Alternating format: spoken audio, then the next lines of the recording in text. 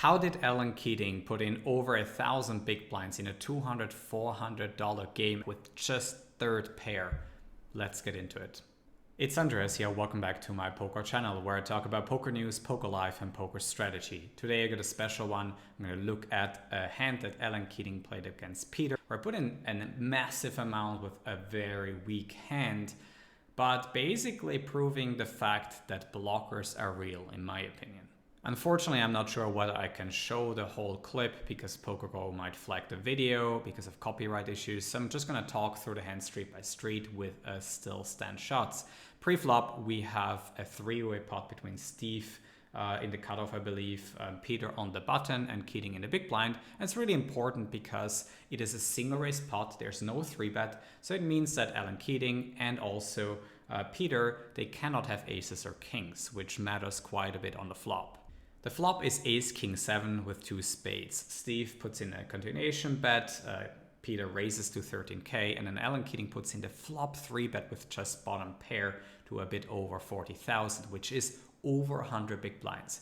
And this might sound a little bit absurd, but if Steve had a cold call here or a flop 4-bet, I don't think any of the two other players would have value. I think there's a difference between practical poker and theoretical poker. And in theory, I'm not sure whether bottom set can put in 1,000 big blinds when you're facing the pre-flop raiser who can still have aces or kings. It's just at some point, it's too many big blinds that you put in. And the question is that 500, 400 or whatever? And what about 1,000, 1,500 big blinds? At some point, your hand is not strong enough in theory to put in all the money when you have a three-handed pot. I know it sounds absurd, but it is a little bit dictating of what happens later in this hand, because I think that the combination pocket sevens is just the most likely and only value hand that both players, Peter and Keating, are representing here on the flop if all the money went in. You know, what other hands can you really play for value here and be confident that you're not going to get called by better more often than 50% of the time, which is the threshold for value betting in poker. I mean, you can let me know in the comment section below, but I just don't see it how somebody goes with ace 7 suited or offsuit is also a question pre-flop, raises the flop or 3-bets the flop in Keating shoes and just runs it for 1,000 big blinds, not being afraid of running into a better hand of either the pre-flop raiser or the guy who raised the flop. You know, it's just so sick. I think you need to have pocket sevens here on the flop if you want to go for all streets.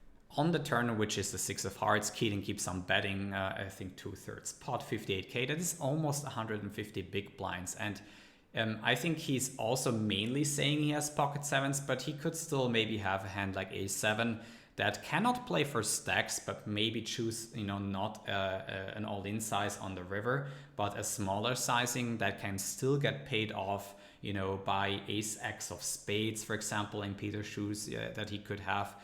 So a7 is definitely in there. Keating definitely has some more value hands. And now Peter comes along and puts in 175,000, as you can see by the 25k chips. And now I think Peter is definitely saying, I do have sevens, or I do have a draw. I don't think there's any other value hands that make sense here. On the river, which is the 4 of hearts, Peter goes ahead and bets all in for 235k, which is a little bit over half pot, but over 500 big blinds that he puts in the middle. And he's definitely now saying that he has pocket sevens, or he has an improved draw, 3-5 of spades, 8-5 of spades. And then once in a blue moon, maybe a hand like kings or aces that didn't 3-bet, but maybe you send me a clip where Peter doesn't 3-bet aces or kings before the flop. I haven't seen one, but that is also obviously a possibility. Or that he's just bluffing with a draw that didn't get there. And that's the question that's asked to Alan Keating here. Over to Alan Keating, who's facing this half pot size bet. It sounds so funny, right? Of 235k, over 500 big blinds. He probably has already determined that Peter either has a draw that now got there, 5-3, 8-5 of spades, or pocket sevens, or just a complete airball.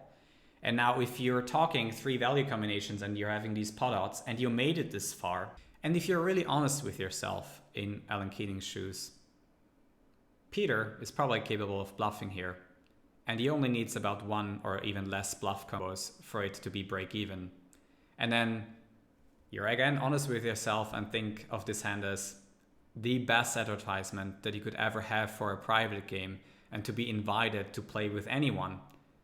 So maybe the 235k is not a bad investment after all. Maybe it's time to make the call.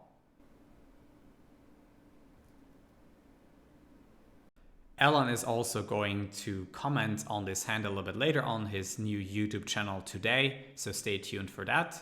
What do you think? Let me know in the comment section below. Thanks for watching today, and I'm going to see you in the next one.